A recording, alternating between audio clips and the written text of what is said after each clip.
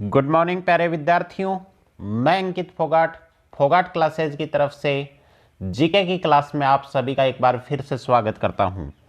साथियों, अपनी कक्षा 6 से लेकर कक्षा 12 तक की जो जीके के महत्वपूर्ण प्रश्नों की जो सीरीज चल रही थी, उसमें कक्षा 6 का मैं चैप्टर नंबर 7 लेके आया हूं, जिसमें अपन बात करने वाले हैं जल संसाधन एवं संरक्षण से रिलेटेड कुछ महत्वपूर्ण प्रश्नों के बारे में।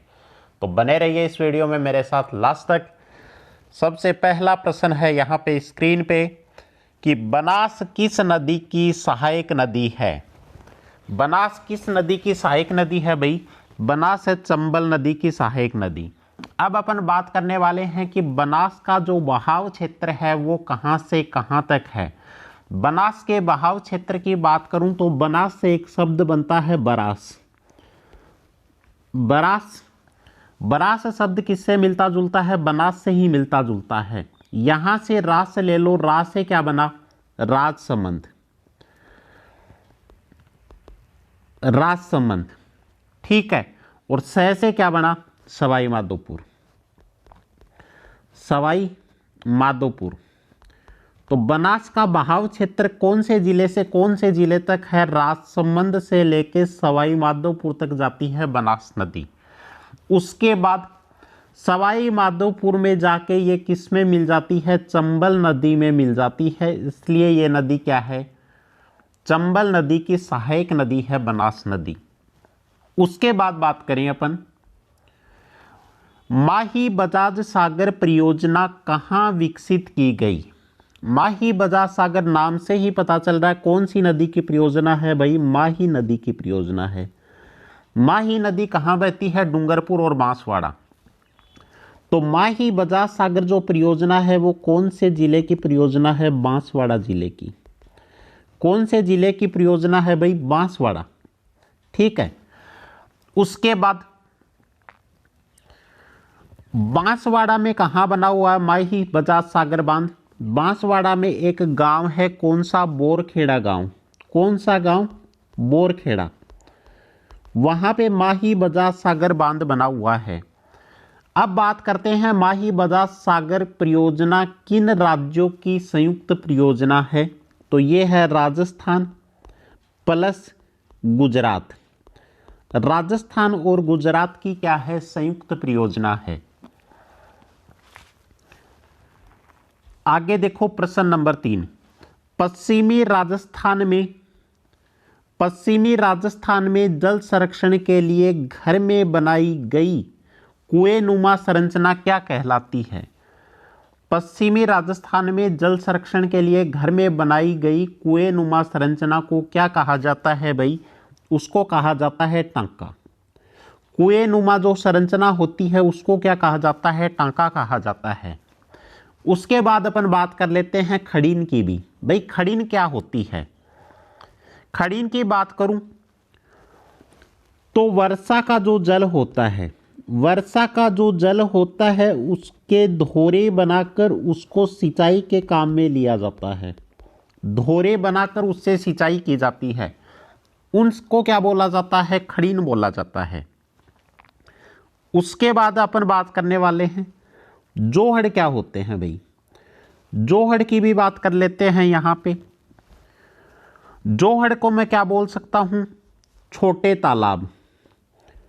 छोटे तालाब, या इनको क्या बोला जाता है? कच्चे तालाब भी बोला जाता है, ठीक है। उसके बाद एक प्रश्न बनता है कि जोहड़ संरक्षण का कार्यक्रम किसने चलाया था? तो जोहड़ संरक्षण का कार्यक्रम चलाया था अलवर के थे राजेंद्र सिंह। जोहड़ संरक्षण का कार्यक्रम किसने चलाया? अलवर के राजेंद्र सिंह ने चलाया था।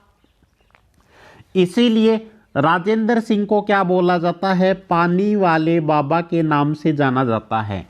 राजेंद्र सिंह कहाँ के थे? अलवर के थे। जोहड़ संरक्षण का कार्यक्रम चलाया था, इसीलिए इनको क्या बोला जाता है? पानी वाले बाबा के नाम से जाना जाता है। आगे अपन बात करें, प्रश्न नंबर 4 है, अर्जुन की गंगा किस नदी को कहते हैं? अर्जुन की गंगा कहा जाता है बाणगंगा नदी को। बाणगंगा नदी के अगर अपन उद्गम की बात करें तो यह है जयपुर जिले में बैराठ की पहाड़ियाँ हैं, जयपुर जिले में बैराठ की पहाड़ियाँ हैं, वहाँ से इस नदी का उद्गम होता है। इस नदी की खास बात क्या है? इस नदी पे एक बांध बना हुआ है, फेमस बांध है जयपुर का, जमुआ रामगढ़ बांध। वो इसी नदी पे बना हुआ है, जमुआ रामगढ़ बांध। आगे बात करें प्रश्न नंबर 5 की। घना पक्षी राष्ट्रीय उद्यान राजस्थान के किस जिले में है? घना पक्षी राष्ट्रीय उद्यान कहाँ है भाई? भरतपुर में। कौन सी जगह है? भरतपुर में। उसके बाद अपन बात करने वाले हैं पक्षियों से रिलेटेड एक गांव की। उदयपुर जिले का एक गांव है, कौन सा? मेनार गांव। करंट अफेयर का क्वेश्चन बनता है यहां से। उदयपुर जिले का एक गांव है मेनार गांव, जिसको क्या बोला जाता है? पक्षी गांव के नाम से भी जाना जाता है। जिसको पक्षी गांव के नाम से भी जाना जाता है। इस गांव को जून 2022 में रामसर साइट में शामिल किया गया है। किस में शामिल किया गया है भाई? रामसर साइट में शामिल किया गया है। अगर बात करें कि पहले भारत में कितनी रामसर साइट थी, तो 49 थी। वर्तमान में ये रामसर साइट कितनी हो गई? 54। ठीक है। उसके बाद अपन बात करने वाले हैं प्रश्न नंबर 6 की। पश्चिमी राजस्थान में कृषि के लिए जल संरक्षण हेतु बनाई गई संरचना कहलाती है। पश्चिमी राजस्थान में कृषि के लिए जल संरक्षण हेतु बनाई गई संरचना क्या कहलाती है भाई? खड़ीन कहलाती है। पहले भी अपन डिस्कस कर चुके हैं। टांका क्या होता है, जोहड़ क्या होता है, पहले अपन डिस्कस कर चुके हैं। उसके बाद बात करें प्रश्न नंबर 7 की। निम्न में से खारे पानी की झील नहीं है। खारे पानी की झील कौन सी नहीं है भाई? सांबर है, पचभद्रा है, लूणकरणसर है। तीनों खारे पानी की है। पिछोला क्या है? मीठे पानी की झील है। ठीक है, पिछोला झील क्या है? मीठे पानी की झील है। उसके बाद बात करें जो अपनी सांबर झील है, इसकी भी बात कर लेते हैं। सांबर झील से देश का 8.7% नमक का उत्पादन किया जाता है। 8.7% नमक का उत्पादन किया जाता है। इसके अलावा अगर पूछ ले कि नमक की मंडी कहाँ पे है, नमक की मंडी राजस्थान में कहाँ पे है, तो नावा सिटी नागौर के अंदर नमक की मंडी है। प्रश्न नंबर 8 की बात करें। निम्न में से खारे पानी की झील है। खारे पानी की झील कौन सी है भाई? पचभद्रा। पचभद्रा नहीं है, पचभद्रा झील है ये। ये कहाँ की झील है भाई? ये झील है बालोतरा। बालोतरा कहाँ है? राजस्थान में बाड़मेर में। बालोतरा बाड़मेर में है पचभद्रा झील, खारे पानी की झील है। पचभद्रा नाम क्यों पड़ा? इस झील का निर्माण किसने करवाया था? पंचा भील ने करवाया था। इसलिए इस झील का नाम क्या पड़ा? पचभद्रा झील पड़ा, पंचा भील के नाम पे। आगे बात करने वाले हैं प्रश्न नंबर 9 की। प्रश्न नंबर 9 है राज्य की सबसे ऊंचाई पर स्थित प्राकृतिक झील है। प्राकृतिक झील कौन सी है भाई? नक्की झील। सबसे अधिक ऊंचाई पर स्थित झील कौन सी है? नक्की झील है। नक्की झील कहाँ स्थित है? माउंट आबू में। नक्की झील कहाँ स्थित है? माउंट आबू में स्थित है। इसके अलावा नक्की झील से क्या प्रश्न बनता है? राजस्थान की एकमात्र क्रेटर झील।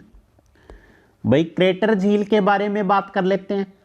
वह झील जिसका निर्माण ज्वालामुखी क्रिया के दौरान होता है, उस झील को क्या बोला जाता है? क्रेटर झील बोला जाता है। एक मान्यता भी है इस झील के बारे में कि इसका निर्माण देवताओं ने अपने नाखूनों से खोदकर किया था। ऐसी मान्यता भी है इस झील के बारे में। उसके बाद अपन बात करने वाले हैं नेक्स्ट प्रश्न की। प्रश्न नंबर 10 है कि झीलों की नगरी किसे कहा जाता है? झीलों का नगर, झीलों की नगरी किसको कहा जाता है भाई? उदयपुर को। राजस्थान में सर्वाधिक जिले कहां हैं? उदयपुर जिले में। आगे अपन बात करें, लास्ट प्रश्न है कि मानसी वाकल परियोजना किस जिले में स्थित है? काफी इंपॉर्टेंट है, एग्जाम में बहुत बार प्रश्न पूछा जाता है मानसी वाकल परियोजना से। तो ये कहां की परियोजना है भाई? ये परियोजना है उदयपुर जिले की। उसके बाद अपन बात करें कि यह 2 राज्यों की संयुक्त परियोजना किस किस की है। इसमें एक तो राजस्थान सरकार शामिल है, इसके अलावा इस परियोजना में क्या शामिल है? Hindustan zinc limited. Hindustan zinc limited, Rajasthan सरकार का इसमें कितना है? 70% भाग। हिंदुस्तान जिंक लिमिटेड का कितना भाग है भाई? इसमें 30% भाग, पार्टनरशिप है 30% की। उसके बाद अपन बात करें कि मानसी वाकल परियोजना है, ये क्या है? सबसे लंबी जल परिवहन सुरंग, सबसे लंबी जल परिवहन सुरंग है मानसी वाकल परियोजना, जिसकी लंबाई की अगर बात करें तो कितनी है? 4.6 किलोमीटर लंबी है। तो उम्मीद करता हूं साथियों आपको यह सेशन अच्छा लगा होगा। अगर आपको वीडियो अच्छा लगा तो वीडियो को लाइक, साथ में फोगाट क्लासेस चैनल को सब्सक्राइब कीजिए। इसके अलावा जितनी भी पीडीएफ हैं सारे लेक्चर की, वो आपको कहाँ मिलेंगी? हमारे टेलीग्राम चैनल, जिसका लिंक मैंने इस वीडियो के नीचे डिस्क्रिप्शन में डाल दिया है। धन्यवाद साथियों, जय हिंद जय भारत। बने रहिए फोगाट क्लासेस के साथ।